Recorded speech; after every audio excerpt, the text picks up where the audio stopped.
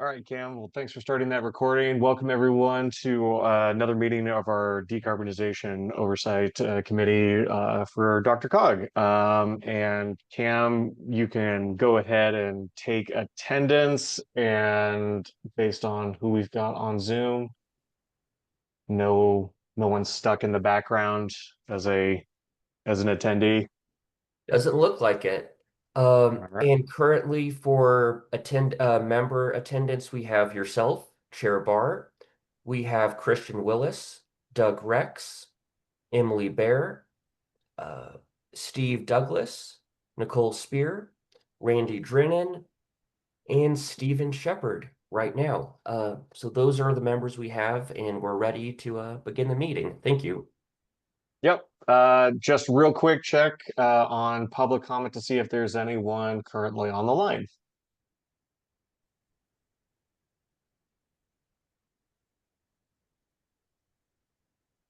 It looks like it's only staff in the attendee section, so no public comment today, Mr. Chair. Sounds good. And staff, you're welcome to comment at any time.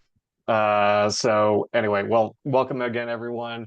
Uh, I've put the link to the agenda in the chat just in case you need to pull documents off the website.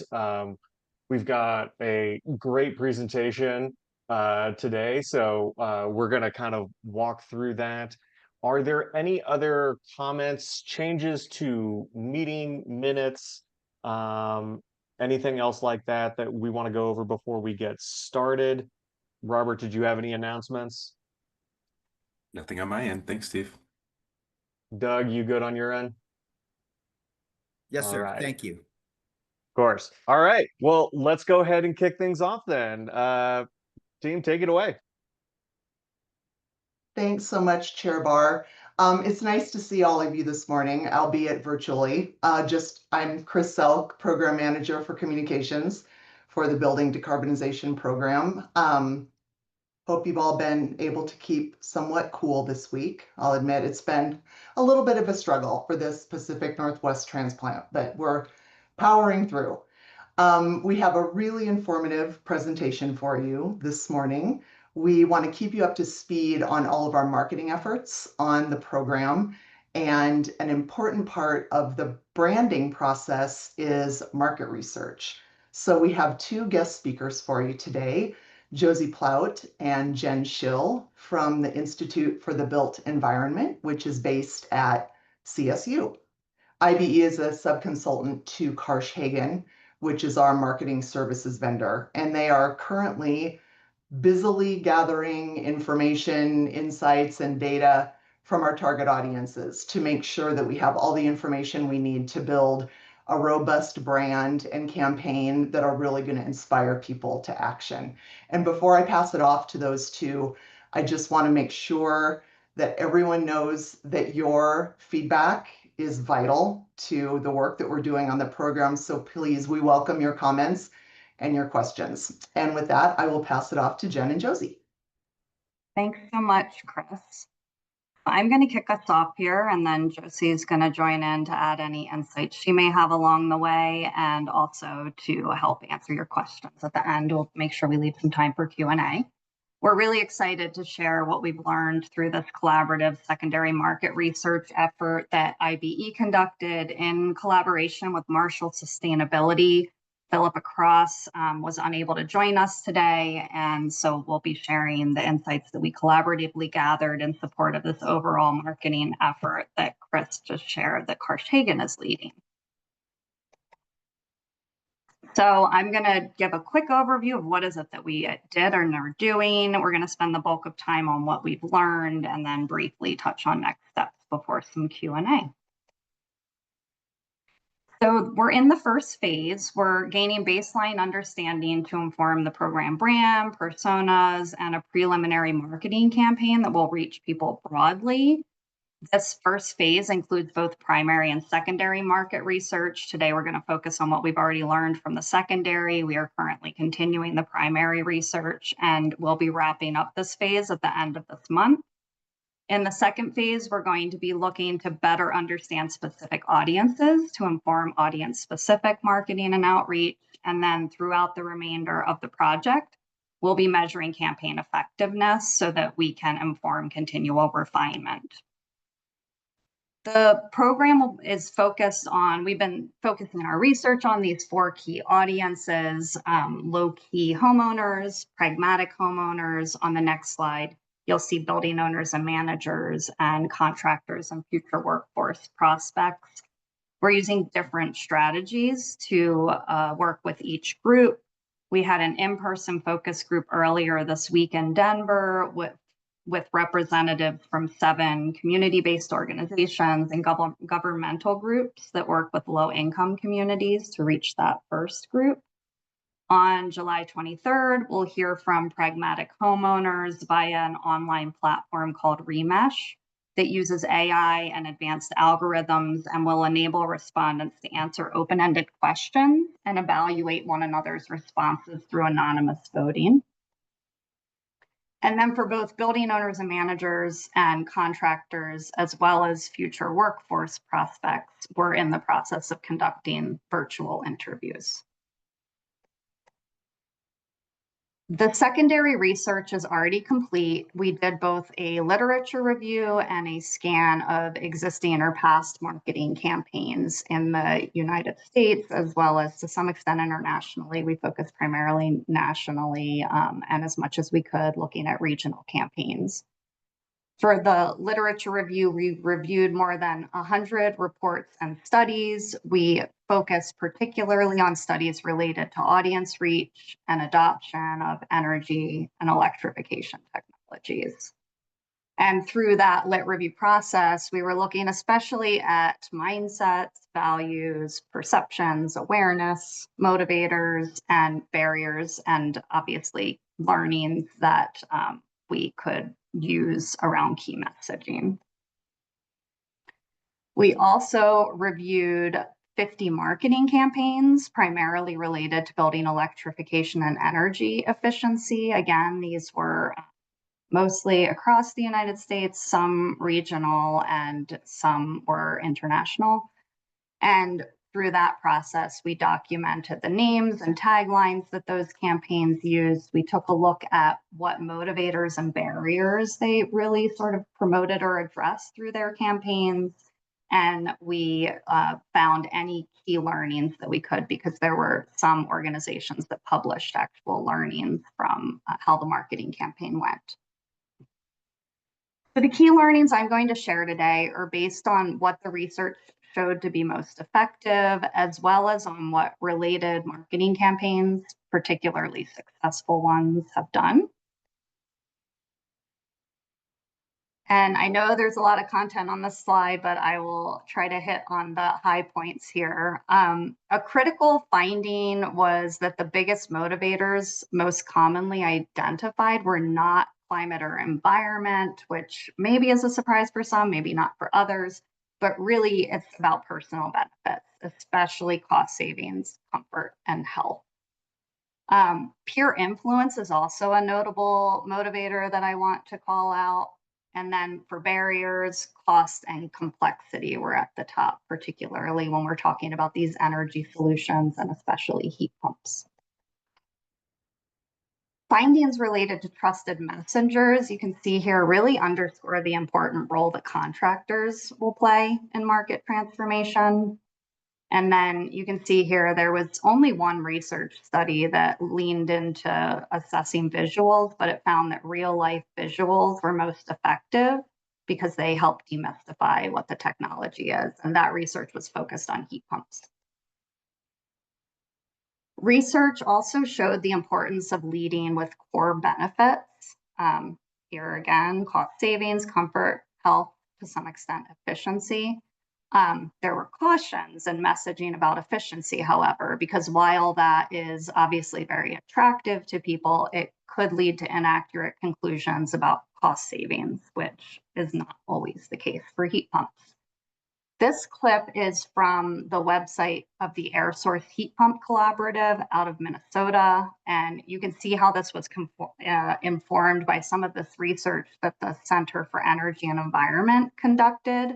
It leads with the benefits here. This is like at the top of their page. And you don't really see efficiency or money mentioned here. A key takeaway too is that environmental impact is not unimportant, but it's probably best presented as a co-benefit rather than a leading benefit. Here, they obviously have it as a leader. Most research that we found has been targeted at pragmatic homeowners, kind of more the middle to high income folks. There is some limited research on low income communities. IBE's done a little bit of work in Denver and Boulder, where we're starting to better understand some of those communities in this realm of energy and homes. And the research that we found has shown that cost is a top barrier for low-income communities, and that leading with affordability and energy burden, safety and health is important. This data here in this chart comes from the same study conducted by CEE in 2024. That's a typo there. That was conducted in 24, not 2004. The findings here underscore how important upfront price and ongoing costs to run home heating systems are in people's decisions, even if they are eco-conscious. So essentially, even if someone is really into the environment, at the end of the day, when it comes time to make a decision, cost is a very big primary factor. In our case, we probably can't necessarily lead with that compelling message that heat pumps save money, not if we're marketing to everyone, because they're not always cheaper long-term and can be expensive upfront. And I'll get to kind of some segmentation in a little bit here. Costs are different depending on the type of home that you have, weatherization, other factors. And you can see here how Rewiring America tackled this complexity of unique situations for everyone. If you go to their website, they help offer a customized plan. You can enter your home details. It gives you savings estimates, and it suggests actions that you can take first, which may not be a heat pump. Another important factor that we found is considering the customer journey, especially for something as technical as heat pumps and electrification. A lot of people don't yet know what these are and what they do and why they would want one. And so the first step is awareness. People need to know that others are doing this, that it works, what it is. Then comes education to help them better understand in a little more detail what the technology is and why it would benefit them. And then finally, adoption. Once they understand everything, they can take action and take advantage of services, and we can show them how they fit into their personal circumstances. This is a great example from Energy Works in Pennsylvania, where they very explicitly took their customers along this journey. They started with an awareness campaign where they focused on the connection between energy efficiency and comfort. They launched this in the summer when it was really hot. This relates to the value of aligning campaigns with seasonality. I'll talk about timing in a bit. In the second phase, they focused on education. They communicated the cost savings, which they could offer in that case, associated with comfort and energy efficiency. And at this time, the messaging was seasonally linked to the cold of winter. And then finally, in the third phase, they offered home energy assessments and used messaging that built on the prior two campaigns. Some studies identified that heat pump adoption is higher in regions with lower electricity prices compared to higher heating fuel prices, for example, in Vermont, and among those also who have already adopted solar. The studies essentially recommended that the business case works best in homes that are currently heated by propane, heating oil, or electric resistance. And so our colleague Pip at Marshall Sustainability, who I mentioned earlier, she pulled data in the Denver region to see how many homes are we talking about if we were to hone in on those with solar and electric resistance heating. And this chart shows those numbers and shows the opportunity here. The light orange peachy color that extends out the most in most of these represents the number of homes with electric resistance. The yellow indicates those with solar. And so then the brighter green, the brighter orange is those that have both electric resistance and solar. And then the green dots here represent the number of homes that, based on DOE data, are energy burdened. Josie, do you have anything you want to add there? I'm going to just pause real quick. No, I think the idea here is maybe seeing what the initial kind of targeted audience or number of homes might be in our region that are more of the early or easier wins, and also aligned with program goals around addressing our lowest income and equity priority community members and households. So that's a way to kind of synthesize this, is to sort of say, here's where the homes are that are perhaps the best candidates for heat pump technology. And Steve, I see you have a hand up. Go ahead, please. Yes, thank you. You're saying electric resistance. Could you give me an example of that? So that's your typical like electric baseboard heating. So Okay. instead of having a furnace that pushes forced air through the home, you just have electric resistance in your baseboards around the home. Yeah, now, I have seen those, because my wife's a realtor. I've seen those in homes that were built like in like the 70s. In the 60s, there's a lot of homes that had central air, air ducts. Mhm. And also depends on which area you're talking about too. Like in Arapahoe County, most of the homes were built with forced air, not the heating board. Right. And then in Denver, you see a lot of the heating boards. Mhm. Yeah, and there are ways to transition homes that are on those gas furnaces with the forced air. Mhm. Those retrofits tend to be more complicated, and Okay. the costs of doing that tend to be higher than for a home that's already working on electric resistance heating. So we're really trying to hone in on, because the financial piece is one of the greatest barriers, and because it's not a slam dunk, if you will, like it's not easy to just say, here's a technology, it costs less to install and it costs less to operate. Yes. We want to hone in on the households and businesses who the financial case will most likely work for Okay. first. All right. I see why. I can understand why Denver has a large amount of heat resistance homes. Mhm. Yep. Great. Thank you for the question. Thank you. Yeah. Appreciate it. Thanks. And please raise your hand if you have a clarifying question as we go. I think that was great. We do have a lot to get through and would like to hold Q&A to the end, but if there's something clarifying as we go, please pause us and we can address that.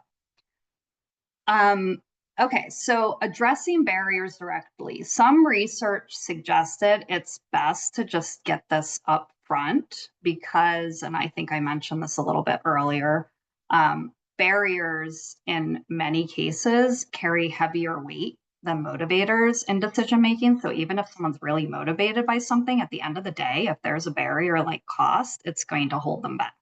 So the research showed that opening with how those barriers can be tackled while also amplifying the motivators can be effective.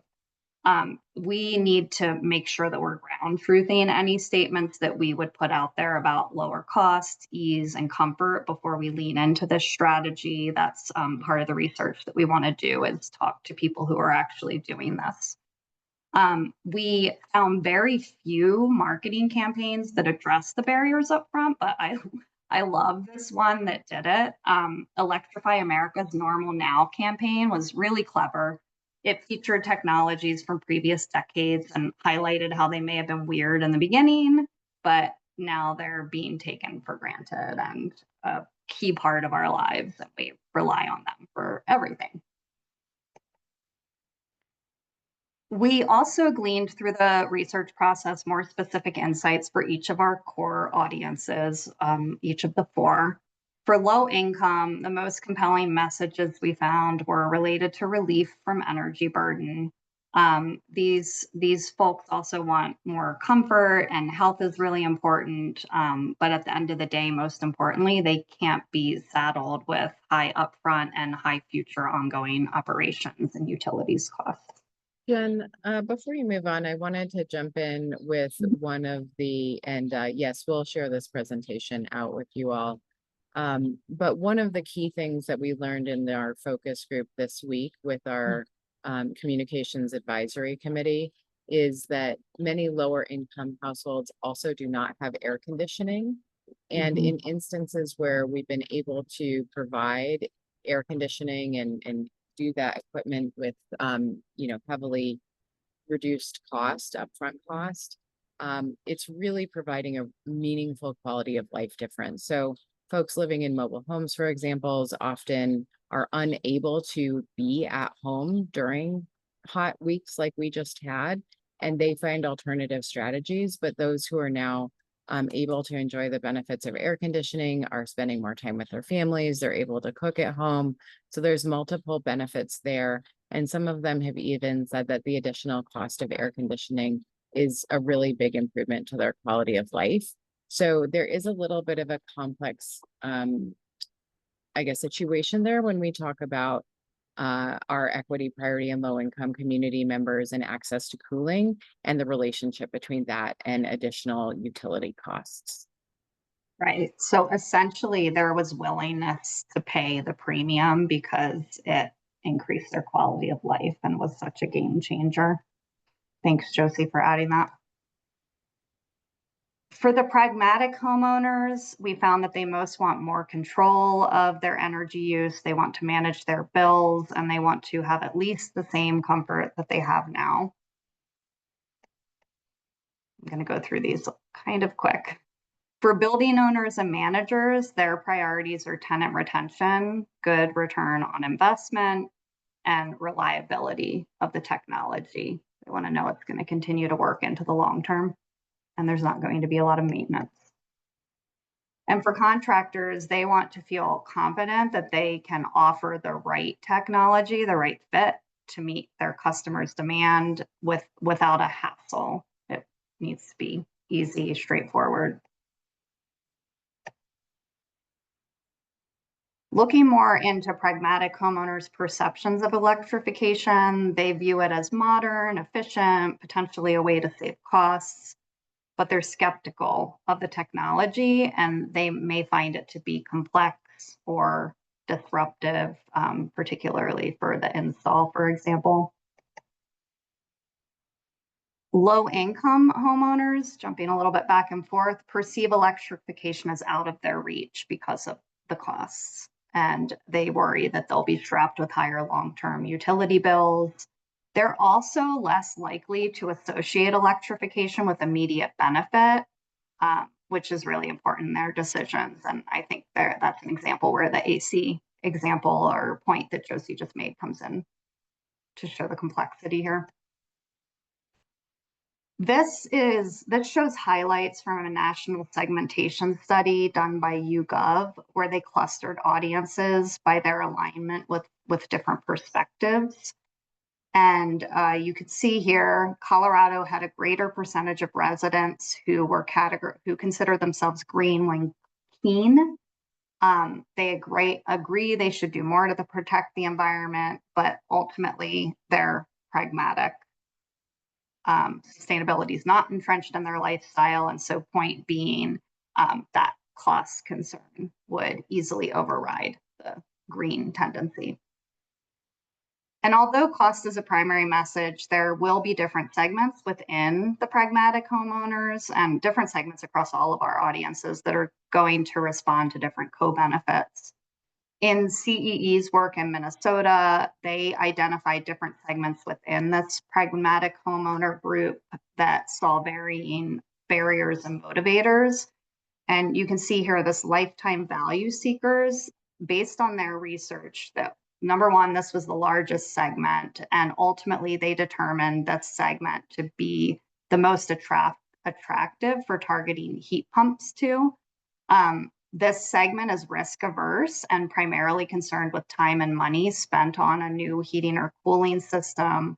They want ease of installation and maintenance and longevity.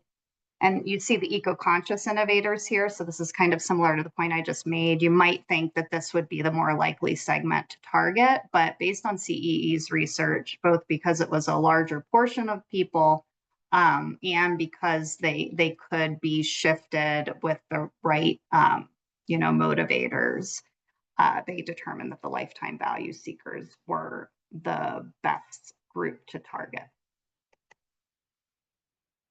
A core takeaway for messaging to building owners and managers was that they need examples in our region that show success. Cold weather heat pumps, in cold weather places, people are particularly hesitant and questioning the success of heat pumps. And so this is going to be critical as we move forward, really across all audiences, but particularly this group. They need to see some proof. A report out of the Urban Land Institute that focused on busting heat pump myths included some examples of cold climates where heat pump adoption has been successful, showing that this can work. Maine really stood out, as you can see here. In 2022 alone, 28,000 heat pumps were installed across the state, which is 2% of Maine's entire population. The adoption can be attributed in part to the governor's climate action plan, and then there were some really strong rebates, and it helps that costs to operate a heat pump in Maine are generally less than heating with natural gas or other sources. Messaging for contractors, it'll be important to focus on the economic opportunity, and they also really need social proof, both of the fact that customers want this and that it works and that it can be done without a big hassle. For the prospective workforce, messaging should focus on how this is an opportunity for a secure, well-paying job without a college degree.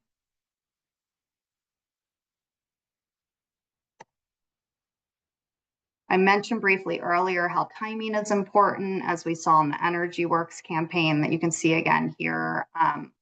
It's helpful to provide the information and run campaigns around key moments and decision points in people's lives. So, when they're moving, when their equipment fails, is at the end of life of equipment is the most obvious. Home renovations, and then maybe a little less obvious, we found some campaigns that focused on retirement specifically because people are spending more time in their home. And so parenthood would be another stage of life where people are also spending time at home. And then timing with installer capacity, we need to make sure that we are going out there when people can actually take action. And so coordinating the timing of the campaign release with the launch of the contractor hub, for example, will be important. It's important that the brand be approachable and inclusive. You can see a fun ad here from California that shows the use of a personalized, simple call to action. There aren't technical words, and it shows how someone like any one of us is making this change. This ad shows photos of heat pumps. As I mentioned earlier, the CEE study found those to be more effective, and we saw that across several heat pump specific campaigns where they used photos of the heat pump to help demystify what this thing is. Social norms can also be effective. This ad, you can see, describes how more and more homeowners in your neighborhood are making the shift. Among our interviews, we talked with the Building Decarbonization Coalition, which is also working closely with DRCOG on this effort. And when they were talking a bit about their Switches On campaign, they talked about how one of the most important aspects and success points has been their brand ambassador approach, where people show their neighbors and others their own heat pump, here you can see a picture from the Heat Smart Tompkins campaign in New York, where they used yard signs for that social social reach. Now I'd like to share a few campaigns that had the highest results that we could find published. The first here is the Great Indoors campaign by Mass Save. This resulted, as I mentioned earlier, this was the 8,200 heat pumps installed. They gave out $57 million in customer rebates. They had 27.4 million total campaign visits. The messaging here focused on comfort, cost savings, and efficiency. This was they invested a lot of money in this campaign. It was very robust with paid media, direct mail, email, social, Google, magazine, etc. So it was a very big campaign. BG&E's fairy tale campaign in Baltimore was pretty clever here. It resulted in a 312% increased participation in their smart energy savers programs. They saw a 120% increase in web traffic and had 25 million broadcast television impressions. So again, they invested in this. This was based on a fairy tale opportunity to save money and upgrade your palace. They tested several themes. So this is similar to the process we're going through right now with Karsh-Hagen, and ultimately chose to focus on the saving money theme. That won out over 2 other themes they tested, which were getting control of your energy use and making it easy to cross things off of your to-do list.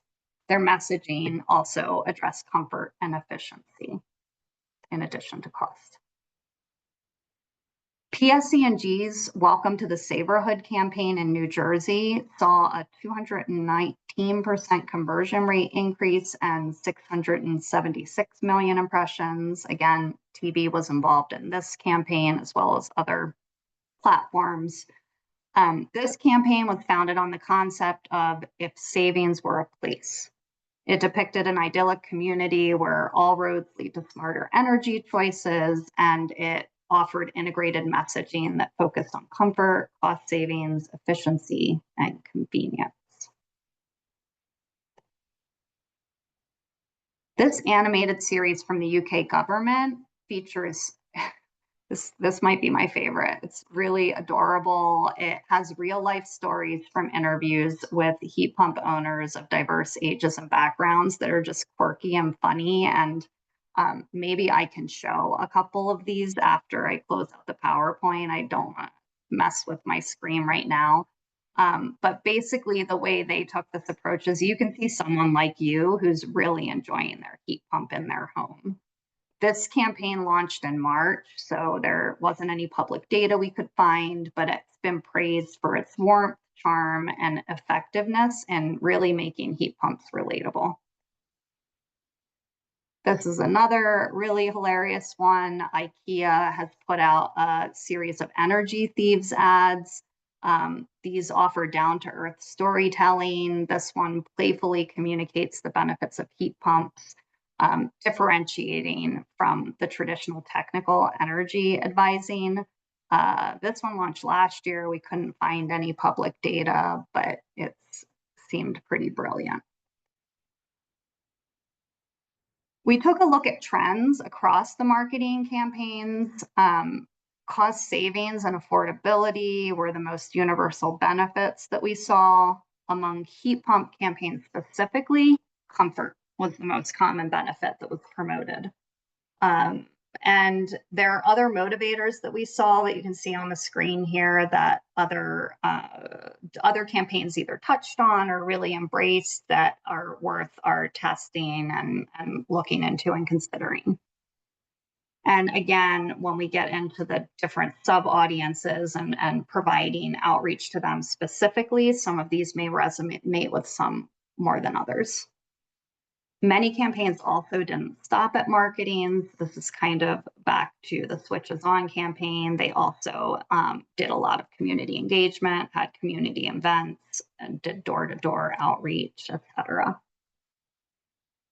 As for commonalities across campaigns in regards to titles, many titles were action oriented. So creating this sense of take action now, feel part of something.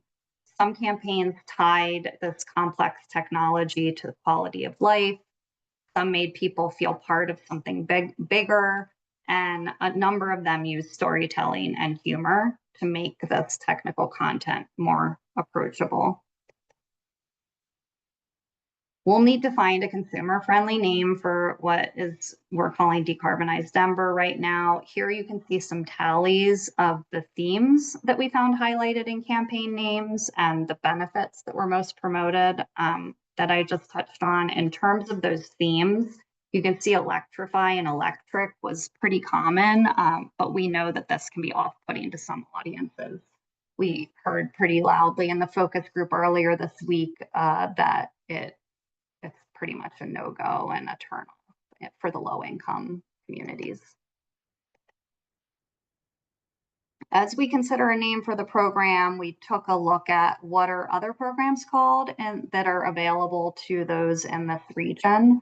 There could be benefits, there could be detriments and aligning with other titles, but suffice it to say, there's no dominant unifying theme or approach that these various campaigns and programs have. So next steps here. We've already been using what we learned through the secondary research to inform the interviews we've been conducting and the focus groups. We really need to do that ground truthing and gather case studies to provide the social proof, as I mentioned. The lived experiences, we want to hear from people, especially homeowners and small businesses who have already installed heat pumps, to understand how are they experiencing the costs both upfront and operating. Is it more comfortable? Is it performing well for them? Are there any complexities? And we also will need to hone the strategy and messaging on those early wins that Josie expanded on a little bit earlier. We want to think about that customer journey and also the contractor journey. Josie's been having some really great conversations with contractors and those who work closely with contractors over the past week. And we will use the insights of everything we've done now to inform those ongoing conversations. Our primary research, as you saw earlier, will continue into the next phase. Tentatively, there's the plan to have a survey that we might have during the second phase. And ultimately, that phase will be focused on better understanding specific audiences so we can do more segmentation as we move forward. So that, I know, was a lot, but that's a high-level summary of what we learned, and now I'll open it to questions.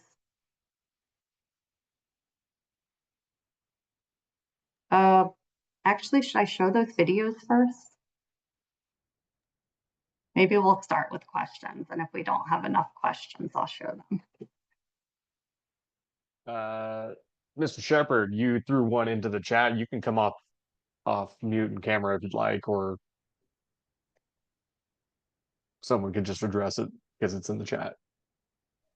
Yeah, sorry, I'm not in an office, so I didn't want to come off. But yeah, I was just wondering, where did you get the pool of building owners and managers that you interviewed? I'm just curious as to, kind of what types of properties, et cetera, that you were able to pull in. And then my other one was just more of a comment on, it seems like that there was a lot about affordability when you talked at the more at-risk communities, and that's where I was just thinking that Energy Outreach Colorado is probably going to obviously have some great insight to work with us on that. I mean, I'm sure everybody knows, but I just like to always bring that back to the top. Thanks. Thanks, Stephen. Josie, yeah, you start. Yeah, so we so far have been talking to service providers who are working with the business owners and other organizations who've done work with them. A couple of things there, we're specifically targeting building owners with properties that or buildings that are under 50,000 square feet, which is a little bit harder audience to reach than the large building owners. Part of the reason for that are the state requirements that are the energy performance benchmarking requirements at the state level. And so actually we spoke with one of the folks you recommended, Dan at MTech, and he was able to provide us some really good insights into multiple clients he's worked with who are the smaller building owners and the kind of the cost benefit and financial analysis on those retrofits. So that was really useful. In our next phase, we tend to take a deeper dive, and we're asking some of the folks we've been talking with in this round if they have access to, or would help get us access to the specific building owners who have that lived experience. Thank you. I'm glad that some of that is coming to fruition. Absolutely. Thanks for the recommendation and the referral.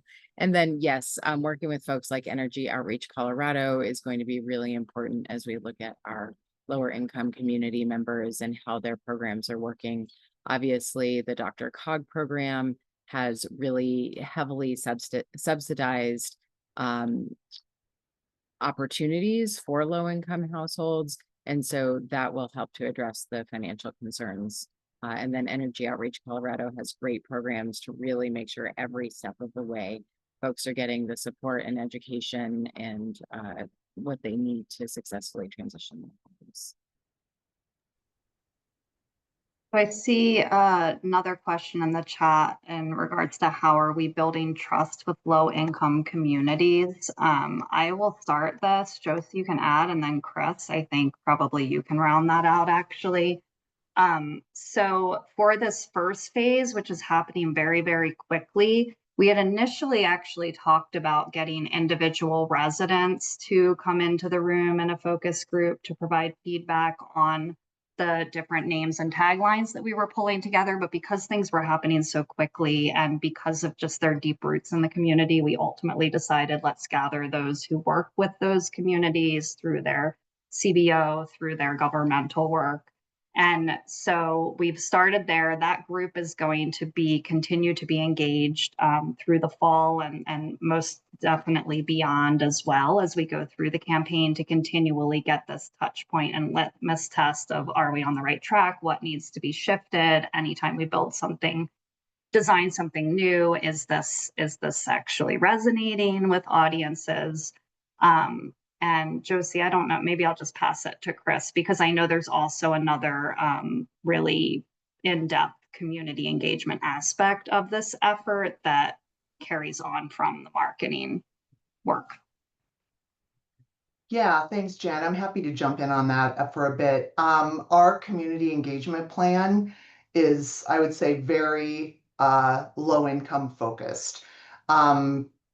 Well over half of the $4 million contract is going to be going directly to community-based organizations, the majority of them with deep ties to the low-income communities in the DRCOG region.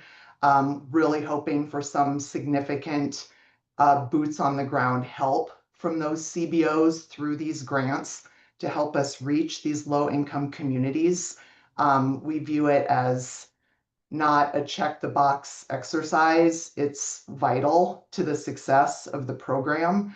I would also invite Mac Prather to weigh in on that a bit as it pertains to the LIDAC communities that we're trying to serve through the program. Mac, do you want to speak just a minute to that?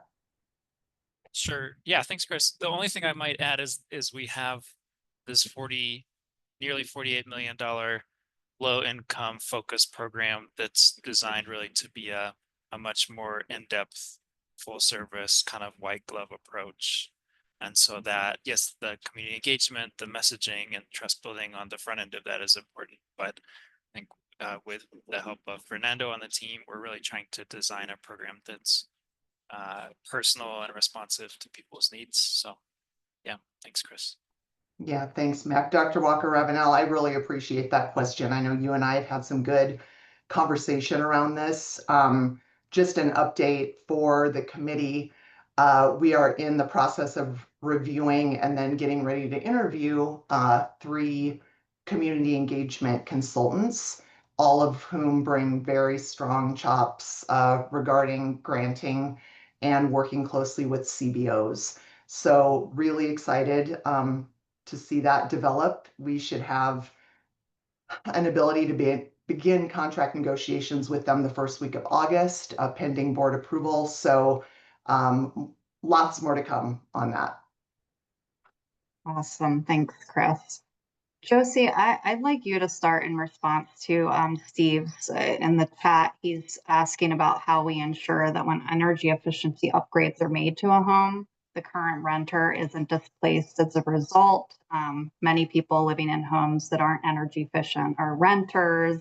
And I know we've talked about this a little bit, and I'm guessing the DRCOG staff may have something to add, but do you want to start with that question, Josie?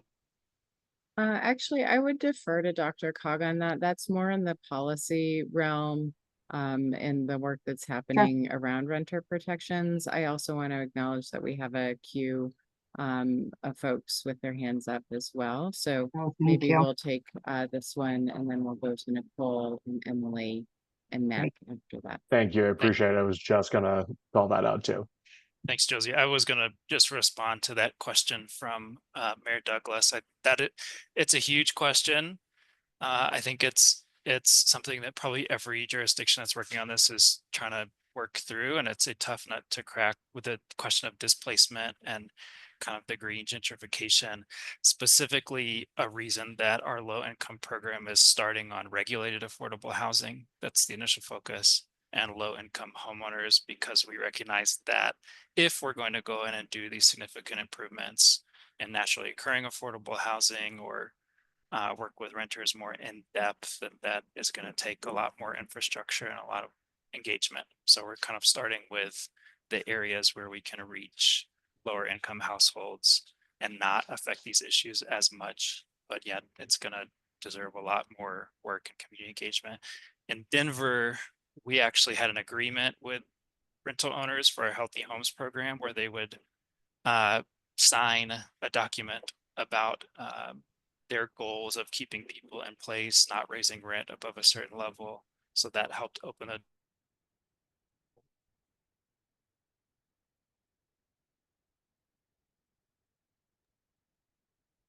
Well, assuming that Mac may come back at one point in time, I'm going to go ahead and pop it over to Director Spear.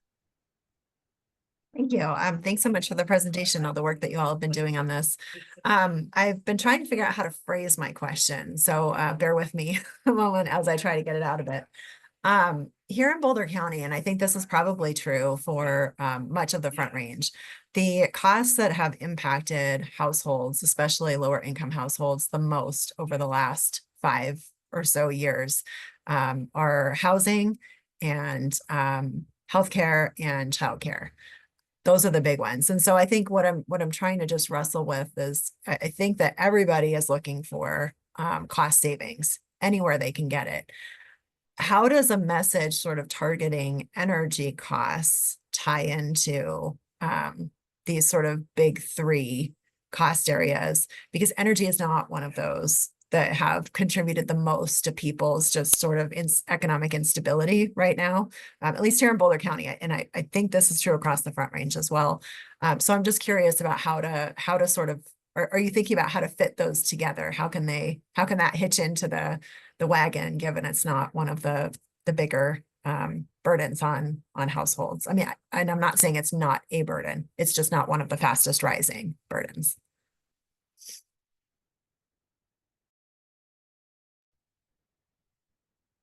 That's a really good question. And I don't know, Josie, I'm wondering if any thoughts come to mind for you. It's a hard question. You know, I guess I would start and then also look to DRCOG for any responses that they may have. But we were looking at those energy cost burdened homes and folks living in communities who are paying a disproportionate amount of money on their energy costs.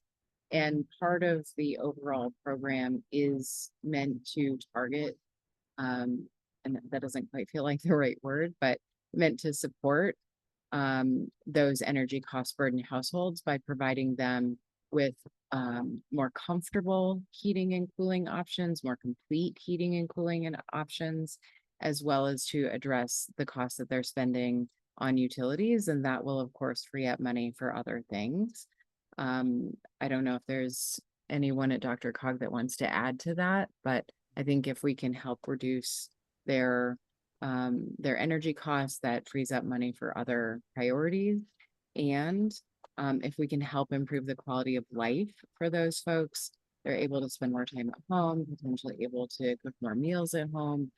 So there are some indirect ways that it's improving quality of life and also their financial burden related to general living expenses. Well, and long term, hopefully benefit or decrease health costs. And can I just add to that a little bit right now? So like for these households here in Boulder County, for example, it now takes almost 4 minimum wage jobs in order to be able to eke out a living here in Boulder County, right? And so I worry a little bit about this idea that, you know, you can have more time at home and that sort of thing with some of the folks that we may be wanting to target here. And so I think maybe my question is more just around like how to bring in the communities into this conversation. Like we recognize this is not, you know, this is a burden. Also, there are other things that are maybe bigger burdens right now. What are those? How does this connect into it? You know, how can we have these conversations with folks that may be a helpful way to do it? Because what I worry a little bit about is just especially with the upfront cost being identified as something that is a barrier for people. Just thinking about how to sort of tie into that, right? And find what is that connection that's going to make your life better and make it easier for you to live here than it currently is. Thank you, Director Spear. I think that's great feedback. I apologize. My power went out and I'm now in my hotspot. So I missed a little bit of that question and feedback, but I heard what you said most recently. And I think it's, again, it's one of the reasons we'll be taking that very personal approach with the low income program, because that, you know, it requires that. So look forward to working more with Chris and team on that messaging. May I ask just one more question? Emily, I know you're in the queue as well. So if you would like to go first, that's totally I was fine. gonna say, can I bop it over to Director Bear, because Director Spear, Yeah. I'd like to actually kind Yeah. of continue on that same Yeah, of course. messaging that you were Sure. just bringing up too. So, Director Bear, you've been patient. Well, thank you. Nicole, I really appreciate that question. I was kind of thinking the same thing. Are we, instead of really engaging with the LIDAP community and listening to them, we have to be careful that we're listening and not telling them what they get rather than hearing what they need. And I think that Director Spear did a great job of illustrating that with the burdens that we're seeing in our communities. And I think that the community-based organizations are a great way for us to connect and really connect with the community and build trust.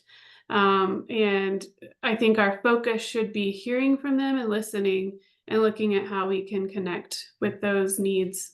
But my question was around, so I'm a little confused on our messaging as far as cost savings, because I think that in the beginning, the slides were saying to be careful and steer clear of saying that this is cost savings. And then later on, some of the slides were saying that the most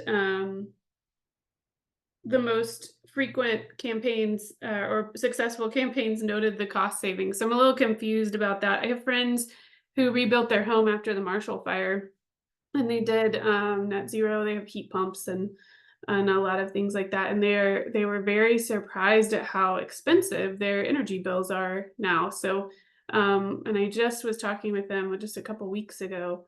And so I'm curious what our messaging is going to be around cost savings, particularly with the LIDAC community. And then also, what was my other question? Energy outreach. costs? I don't know, maybe it'll come back to me, but so just kind of some clarity on what the messaging is there. Sure. So what you're honing in on, let me try to answer each of your questions sort of in turn. One is that it's the cost analysis is not universal. And so the approach on that is to first bring up the question. So to get it in people's minds where they can ask a contractor or another trusted advisor, is this the right solution for me? I really liked the one where, the marketing was from Rewiring America. Your situation is unique. Your plan should be too, right? So the first step is maybe just see if this is a good fit. So that's kind of that scaffolding approach that we talked about. Second, we're looking for the places that are the easy wins, if you will. So kind of go slow to go fast. This right now is not the solution for every person in every household. I think we need to be clear about that. But it is a conversation that people can and should be having. And then there are solutions that are different. So for example, a heat pump water heater right now, in many cases, will cost less to install than your current water heater based on current rebates and incentives. So that may be an entry point into electrification rather than a whole home new energy system. In the instances where you have homes that do not have air conditioning right now, it will cost more to add air conditioning to a home. We're seeing an increasing need for air conditioning as climate change realities are becoming more and more intense. Our climate here in the Front Range is going to become more like Pueblo and eventually like Albuquerque. And living without air conditioning may be a reality that's feasible for some right now. As that changes, that's going to become less and less feasible. And there are real health risks associated, especially for elderly and vulnerable populations, in not having access to air conditioning. And so we need to really scaffold the approach and target the messaging based on the audience. If you're going to add air conditioning, it's a great time to explore a dual fuel system where you can be using electric sometimes and using gas other times. So it may not be an all or nothing solution. And then the last piece that I'll say about this is that the grant, and I'm sure that other DRCOG representatives can speak more completely to this, but it does include the upfront cost support for transitioning a number of low-income households. I believe that number is 1,600. Yes. And in some of those instances, those folks are also receiving utility assistance. So maybe surmise it to say that we want to be really thoughtful and careful about how the messaging unfolds and what that learning journey or what that journey to decision making entails for individuals, because we can't just say, it's simple, do this, it works for everybody in every situation. So we need to kind of start with, and in the places where we're likely to be doing right by people. And that includes their financial piece. So that was a bit of an extended response to your question, but I think it deserves that kind of careful consideration so that we're not pushing people towards solutions that are going to not work for them in the long run. Yeah, I would just thanks, Josie. add- This is Mac here. I again want to kind of separate what we're talking about today from the design of our low income program.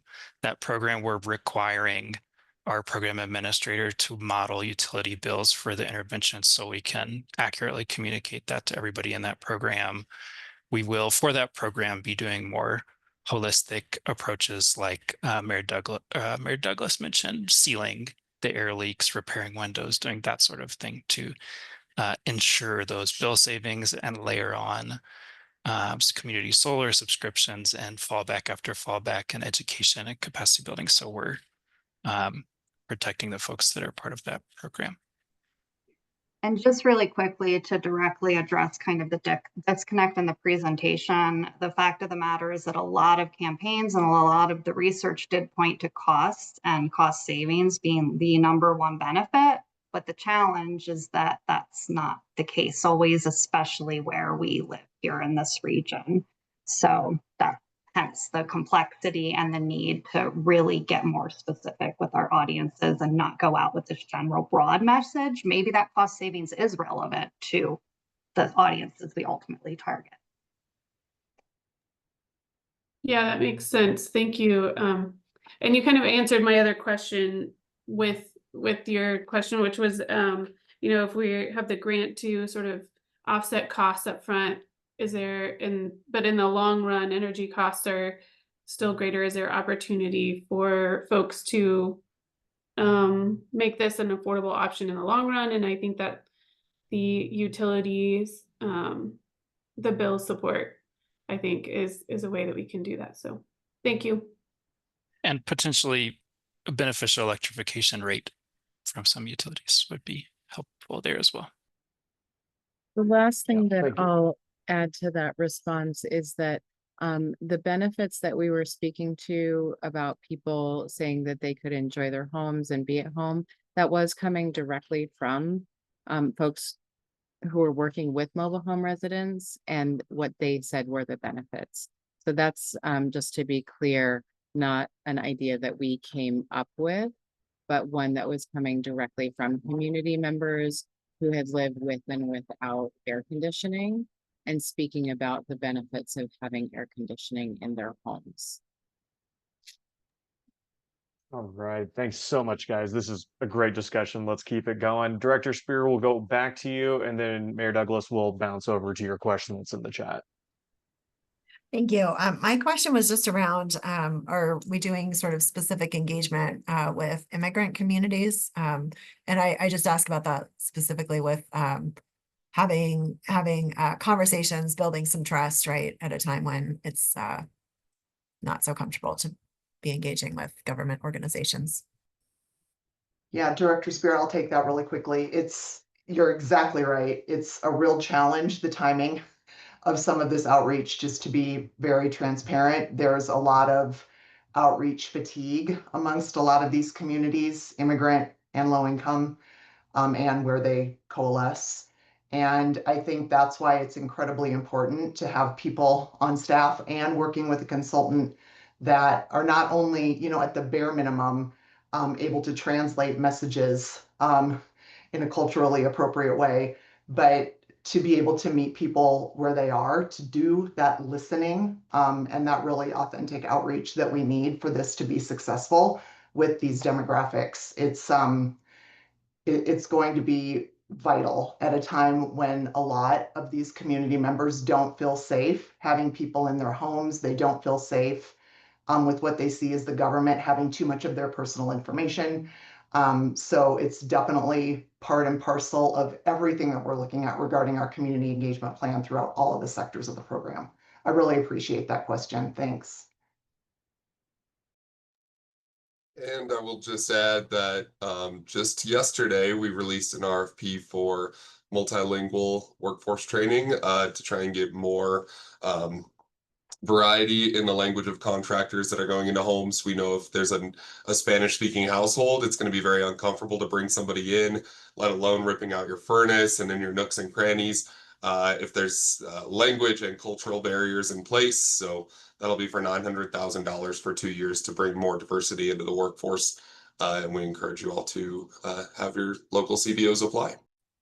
And on the multilingual point, as we develop the marketing, the tagline and the name, we're absolutely considering that. There was some conversation about that this week with the CBOs in regards to, is this translatable? Does this transfer to other languages? That's great. And just in terms of data that we're collecting on this type of information, are we gathering any data that could be linked back to immigration or anything like that? To immigration status, sorry.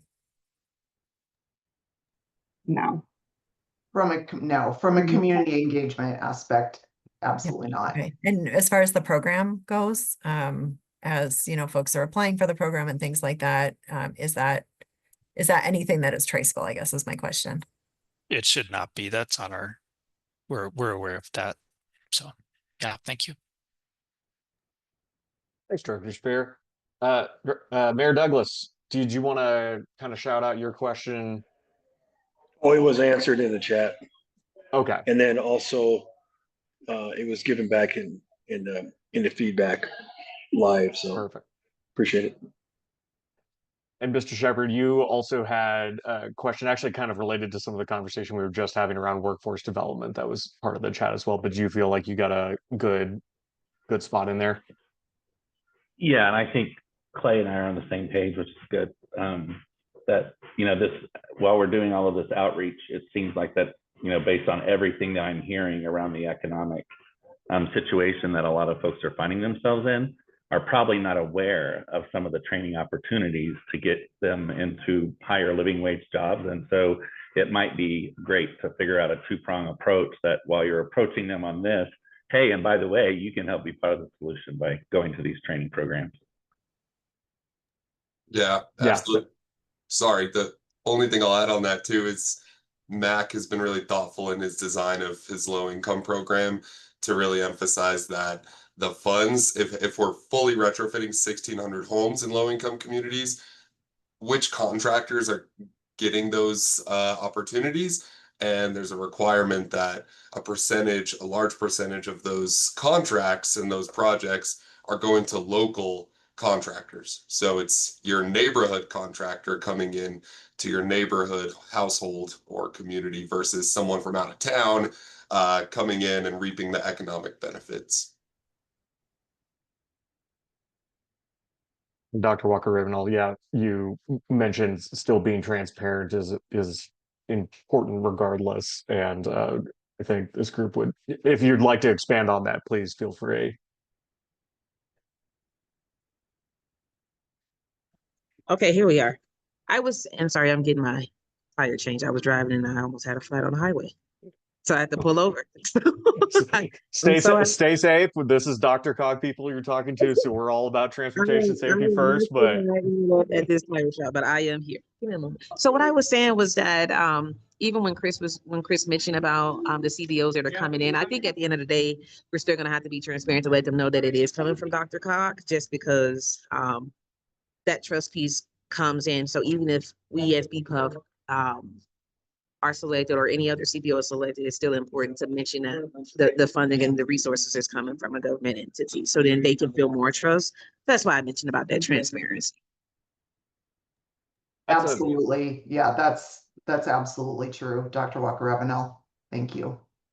Yeah, that's a fantastic point. I mean, I think even us on this call are sometimes intimidated by the expansiveness and complexity of the program that we're putting forward. And when it comes down to the person receiving a referral, taking a tax credit, getting a contractor kind of, you know, a contractor who is being recommended to them, showing that causal path of to, you know, where those funds came from, who is managing them, keeping that consistent line of clarity and communication. And to your point, Doctor, you know, that transparency is going to be really key. That's how we build trust with those who may be inherently untrustful of big government programs, which this certainly is.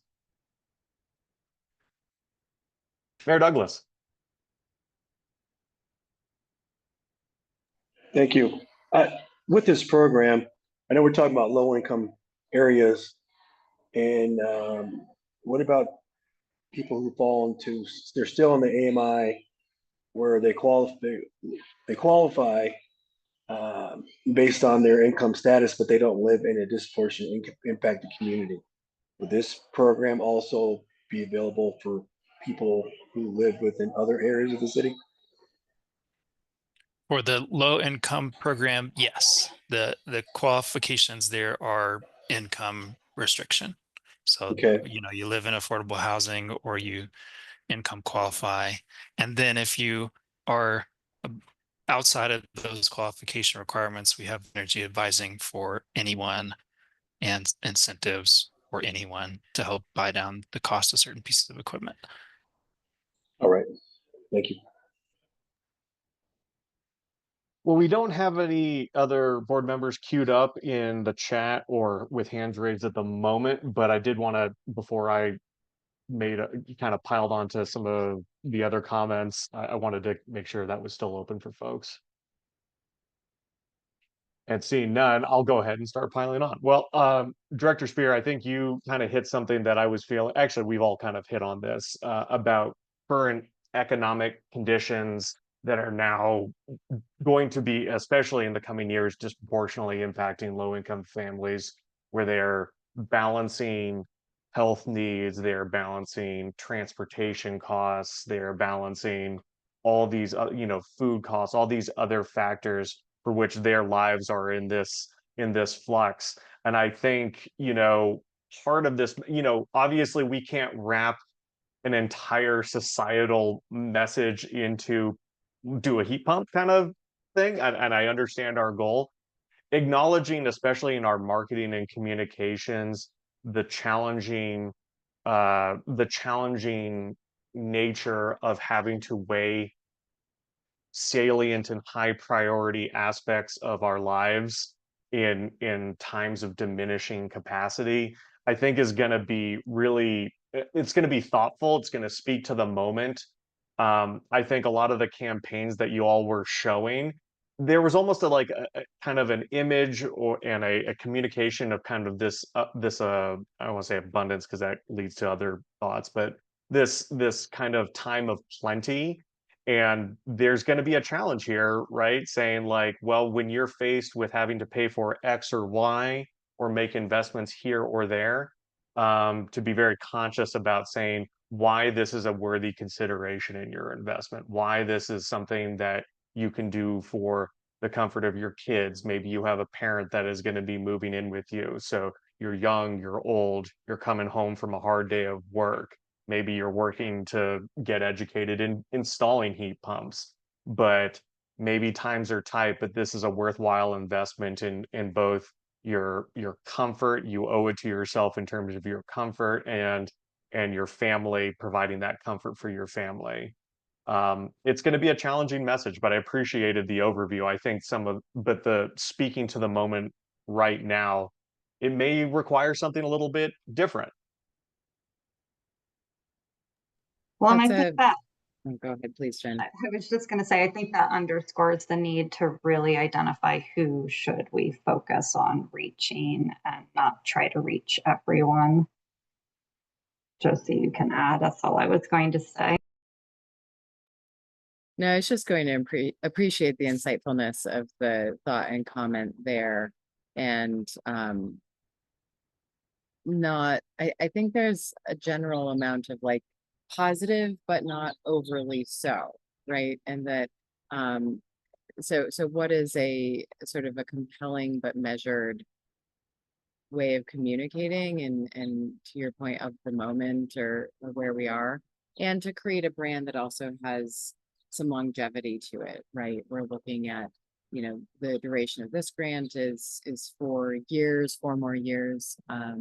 And then, and then we want things to exist beyond this time frame too. So how do we tune that to meet where we are? I just wanted to appreciate your comment there.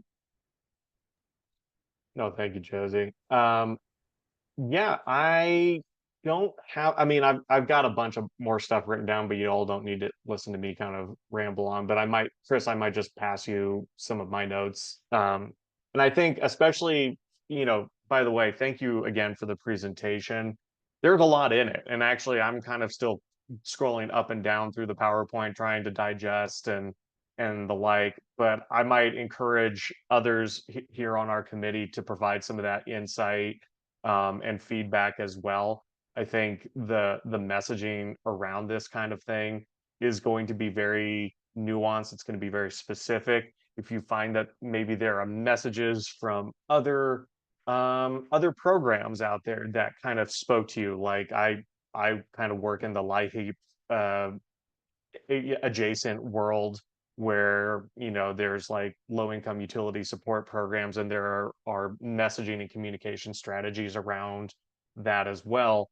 You know, if you have experiences or have seen other kind of communication styles that have been effective, I think also making sure it's kind of Colorado specific. I think that's going to be another, you know, the Venn diagram goes on and on, obviously. So that's obviously challenging. But there, if you find that there are other kind of utility programs and the like that speak to this messaging that you find that resonate with you as board members, I would encourage you to share those as well.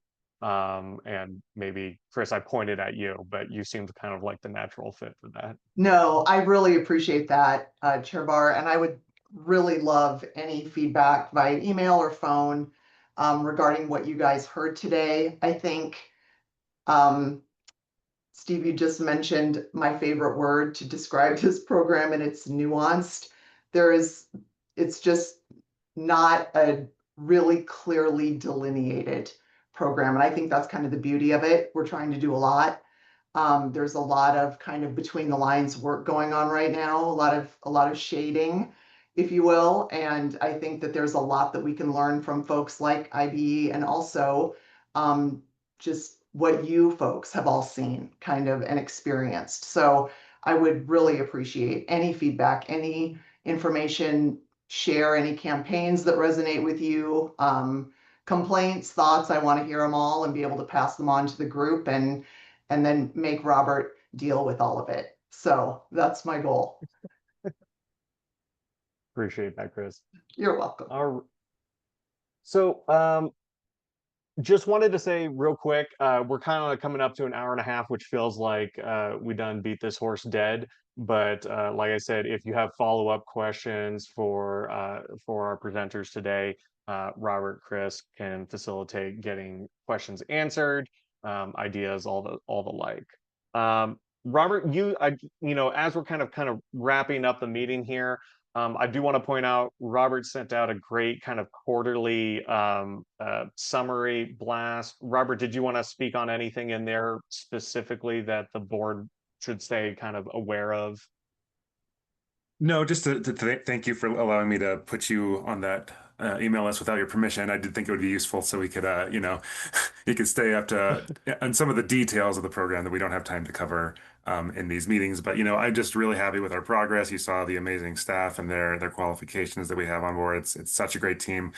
Maybe just to mention the ones you don't see every day that is actually keeping this ship afloat is our business operations team, and they are amazing. Like we are so fortunate to have Sharon Day, who's transitioned from our AAA program to help us, so she knows the ins and outs of the organization, and then 2 new staff that are really just making sure that we are dotting our I's and crossing our T's on everything from compliance to contracting to billing. It's, you know, we are so lucky to have them. So. Robert, that's always like kind of my first and last question. So I appreciate you highlighting the staffing and how it's coming on board. Real quick question for you. Do you feel like in terms of staffing up to your projected org chart, you feel like we're nearly there? It feels like you guys have all made a ton of progress. Do you still have gaps, or do you feel like you're about there? So we have technically 3 open positions right now. One we just are working on making an offer for that will be the person that actually runs this rebate program, the incentives program on Mac's team. So hoping that person will accept our offer in the next week or so. And then we have two left on the business operations side. I think we're waiting on those just to kind of understand fully the needs of our program as it evolves.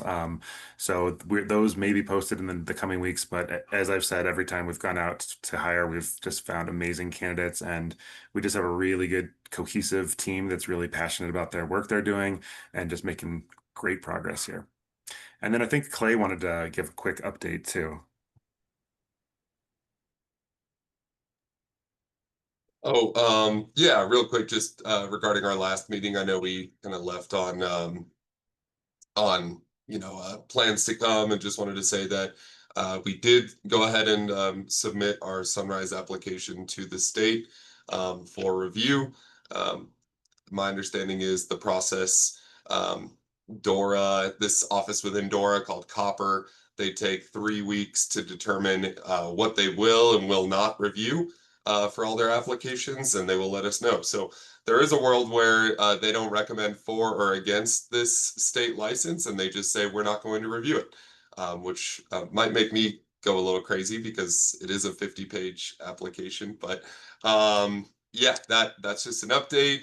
Again, we are committed to having you all apprised to that, and just thank you too. I got the opportunity to speak to Randy Drennan, who's on the call over at Rocky Mountain Mechanical Contractors, as well as our sheet metal contractors, plumbers, pipe fitters, all of our union reps, just making sure that they're up to date and part of the discussion on, this state license complex issue. Well, I didn't have much of a chance post that DRCOG board meeting, but I just wanted to say thank you for that. I know that's and Doug, thank you for kind of brokering a conversation that you usually don't wander into. So thank you, Doug, for doing that as well. Thank you very much. I guess you recognize my anxiety during the conversation. Was we'll say palpable. Sure. That's why you have us No. to be the hard people. Right? Oh yeah. Yeah, well, no, I feel really good about it, Clay, and I hope you do too. Yeah, keep us appraised. Like as that moves through a process, I think the board also, it's a new place for that DRCOG board to be in a position of too. So I think regular updates on progress as to why or why not things are kind of moving forward. Yeah, or if your 50 pages of paper just went nowhere. We're hoping that's not the case, but that does obviously happen. So just let us know. We I think all appreciate hearing an update. Yeah, Mayor Douglas. Yeah, question. Our next meeting, will that be in person or on Zoom? Well, that is a fantastic, place to punctuate this meeting, saying it is going to be on Zoom, and we are not going to have an August meeting. So folks can take a bit of a break. So we'll plan on doing this the next time in September. Okay. And yeah, I think that's about it. So anything else from staff or board members for the order before we break? Just thanks, everyone. Appreciate all the work. And thanks, Steve, for guiding the meetings. Yeah, Thank of you. course. No, it Thank was a you. great discussion. I think we could, quite frankly, go on for days on it. So we'll throw more emails and random thoughts at you all here, at least I will here very shortly. So thanks everyone, and see you all in September, if not the DRCOG board members before then. See you all very much. Have a great weekend. Bye. Take care. Yes. So.